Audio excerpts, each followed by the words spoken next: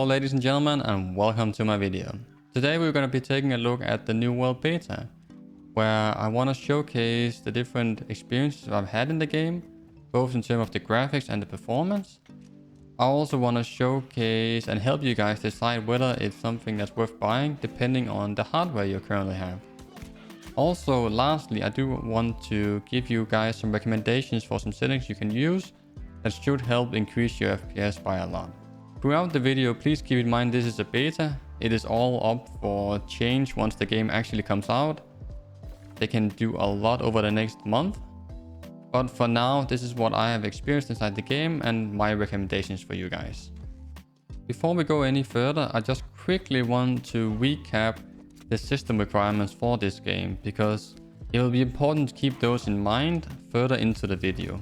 Now, I'm not going to go through all of these different requirements, but the most important part is the RAM requirement, where you have a minimum of 8 and a recommended of 16 gigabytes, and the GPU and CPU requirements, because generally the requirements for this game is actually fairly low. Even for recommended, you only need a 917, which is a fairly older GPU, as well as the 2600K, which is a very old CPU. However, in my testing, I have found it to be a bit challenging in terms of these recommended settings, but we'll go over that later in the video. For now, just keep these in mind and have it in the back of your head. If you take a look at the more general performance and general quality of the graphics inside the game, it's okay. The graphics, if you start with those, they are not the most beautiful graphics. It more looks like a game that was made 10 years ago, to be honest, and that's not to be harsh against the game. I actually do like it from what I've experienced so far, but it's not a pretty game. But that also makes sense in the terms of what kind of game it is. If you need to be able to play this game while also having 50 to 100 other players nearby running around, then you can have the game look incredibly beautiful, because no one would be able to run that. So it has a fine standard of quality as it is, but it is not the most beautiful game, and that is something to keep in mind. Generally, it also doesn't make that much of a difference if you go from between low and all the way up to very high. There's not that much of a difference in terms of the quality of the game, even though there is a fairly big difference in the terms of the performance, and especially the RAM and VRAM usage. If we then go into the actual optimization of the game, even though this is a DirectX 12 title, it doesn't seem to be, not at least in the state it currently is, the best at actually spreading the workload across your CPU cores. It did an okay job, but I've seen a lot better implementation of DirectX 12 in other games, where it will actually properly spread the workload across my CPU cores and ensure that I have the best possible performance. Because in this game, the CPU makes a massive difference to your performance. This is most noticeable when you're inside the cities where you're running around with maybe 20 other people around, and that will just tank your FPS. The more players, the less FPS you have, and the less your GPU will actually do. While I was playing this in 1440p, even on the very high settings, it was rare for me to see my GPU actually being fully utilized, because often my CPU would bottleneck it. And I don't have a bad CPU, but the game just couldn't properly utilize my CPU to the extent that my GPU could also do its work. Overall, it also seems like you should just stay away from the very high settings.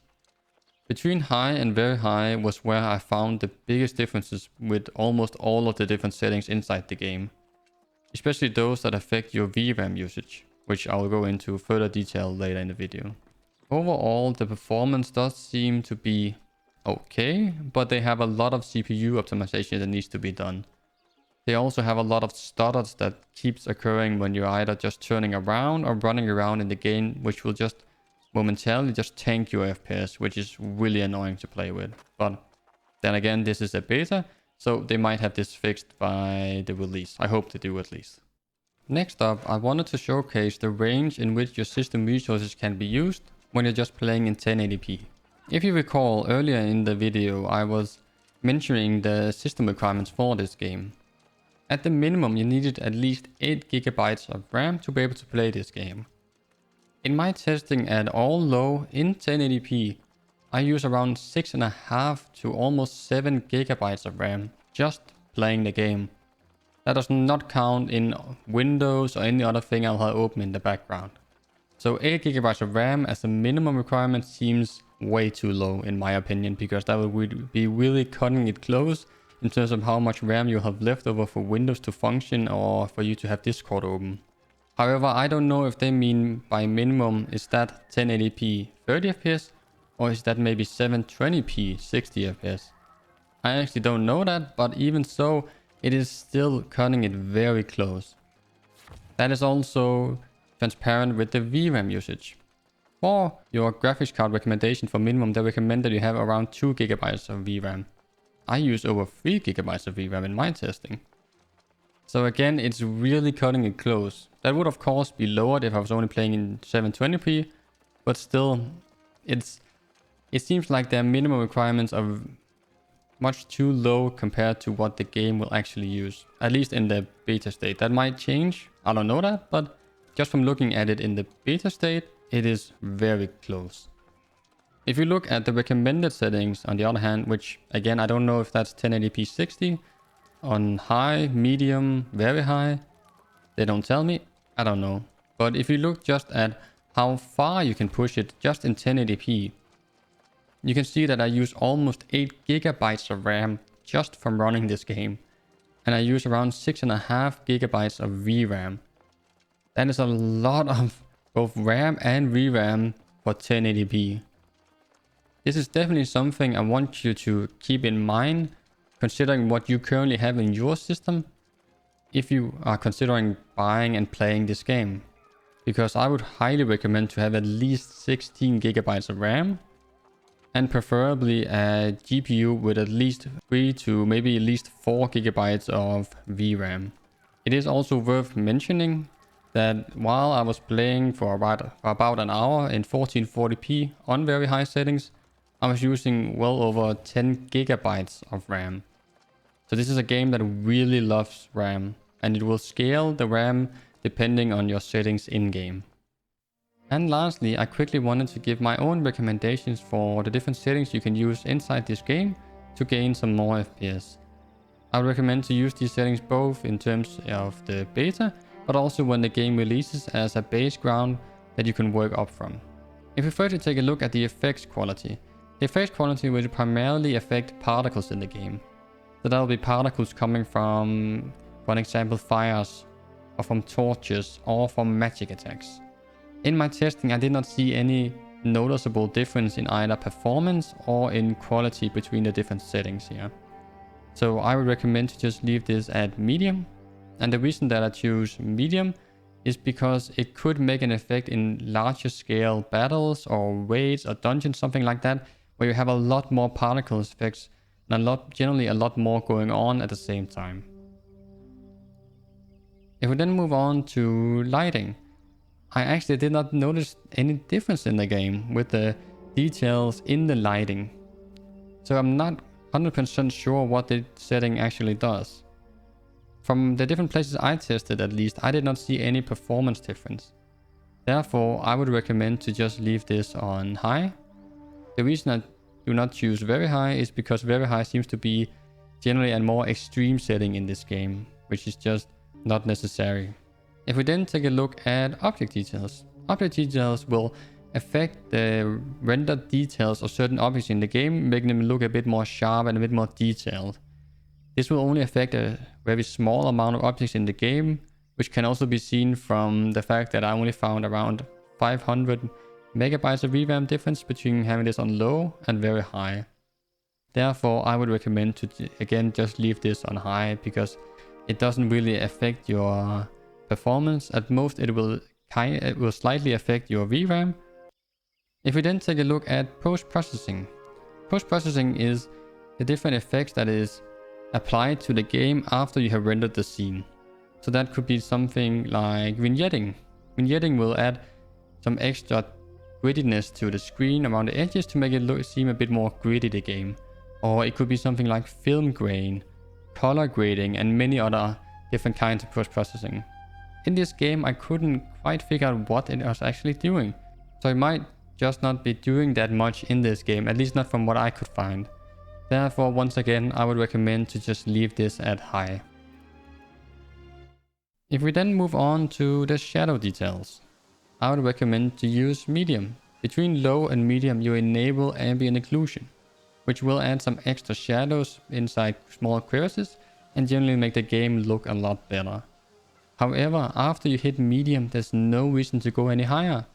As you hit high and very high, as you can see in my example right now, there's no quality difference between the two. However, the performance difference between the two is quite large, and this is definitely one of the settings in the game that has the biggest performance difference. Therefore, I would highly recommend to set this to medium. Now let's take a look at terrain quality. Terrain quality will determine how far away the different terrain will load in. So the distance in which the different terrain or the different ground textures will actually load in while you're playing the game. This is one of the settings that has the biggest impact on VRAM usage, and therefore definitely a setting you will want to turn down if you do not have enough VRAM. From my testing, I would recommend to leave this at high. Between low and high, you don't actually add that much VRAM. I think it's only a couple of 100 megabytes. However, between high and very high, you add a lot more. Therefore, I would highly recommend to just leave this at high. Now let's take a look at texture quality. Texture quality will determine the quality of certain items in the game.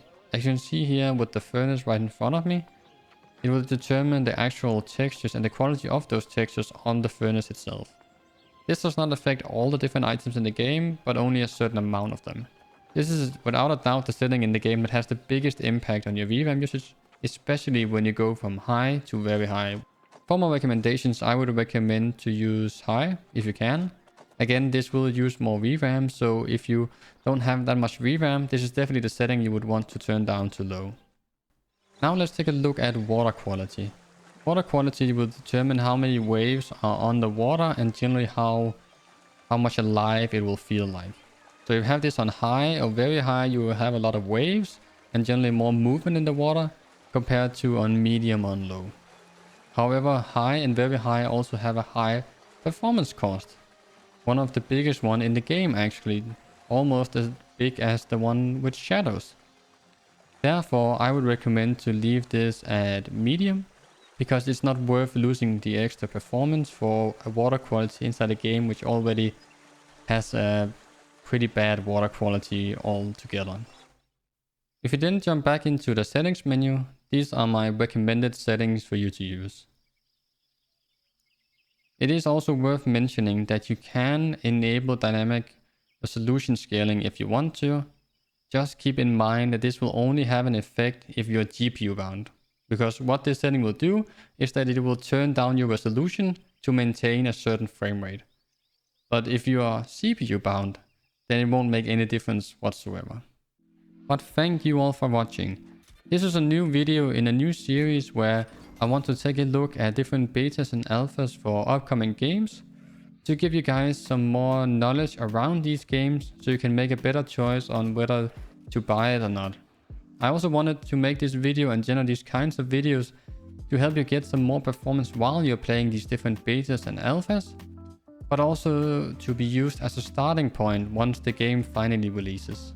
If this video helped you, please like and subscribe for future videos, especially for the upcoming breakdown, the full breakdown of this game when it finally releases, where I'll make a more proper and thorough breakdown of all different settings so that you can get the most performance while you're playing the game.